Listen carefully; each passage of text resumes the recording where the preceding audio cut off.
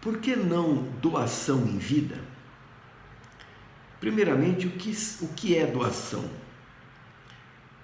Normalmente, ou é muito comum, que num determinado momento da vida os pais resolvam transferir os bens aos filhos por doação, ao invés de aguardar um futuro para que se faça inventário, eles já preferem eliminar alguns custos e etc. É uma forma de fazer um planejamento sucessório. Entretanto, a doação ela pode não ser o melhor caminho. A depender da situação, existem outras vantagens em outras formas de se fazer o planejamento sucessório. Eu me chamo Lázaro Sotocorno, sou advogado em Ribeirão Preto e quero falar com você um pouquinho mais sobre esse assunto. Pois bem, ao se fazer a doação de bens, os impostos são idênticos ao do inventário, ou seja, ITCMD, que é o Imposto sobre Transmissão, Causa, Mortes e Doação, o D de doação. Então, tanto faz, se fizer inventário ou doação, o percentual, o imposto a ser recolhido é o mesmo. No estado de São Paulo, o valor desse imposto é de 4%. Há estados como o Rio de Janeiro, por exemplo, que esse imposto vai até 8%. E vez por outras a gente vai vendo que se pretende elevar esse valor aqui em São Paulo e etc. Pois bem, então o imposto é o mesmo, tanto no inventário quanto na doação. Agora, se for feito a doação, em determinado momento da vida, os pais precisarem retomar esses bens para a venda, evidentemente que ele vai precisar de ter anuência ou vai ter que ter autorização dos filhos, dos donatários, aqueles que receberam os bens. Mas poderá haver aí alguma dificuldade.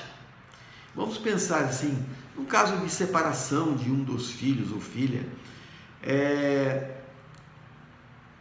estando correndo o processo de separação, dependendo da urgência que os pais precisam vender esse imóvel, esses imóveis e etc. Então poderão surgir alguma dificuldade. Esse é um exemplo, mas existem muitos outros exemplos de situações que possam vir a ocorrer. Mas então, existe outra forma, outro meio de se preparar o planejamento sucessório? Sim, em tempos modernos, vamos dizer assim que hoje está bastante em alta se fazer aqui no Brasil uma holding familiar, onde se coloca os bens, o patrimônio, dentro de uma empresa. Isso já é praticado em outros países há mais de 100, 200 anos. No Brasil, é uma coisa relativamente nova.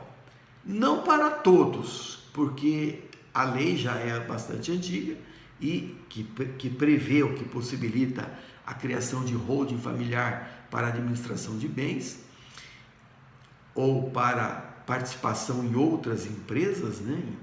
E hoje está sendo mais comum se fazer uma holding familiar para a preparação da sucessão, ou seja, a preparação do planejamento patrimonial da família e também o planejamento tributário. Então, podemos dizer que a holding familiar, ou através de uma holding familiar, pode ser mais econômico, pode custar menos e ainda assim ir fazendo de forma gradativa, se for o caso, ou mesmo de uma só vez, a depender de cada caso, estudando-se cada detalhe em cada situação. Muito obrigado, termino por aqui e nos vemos nos próximos vídeos.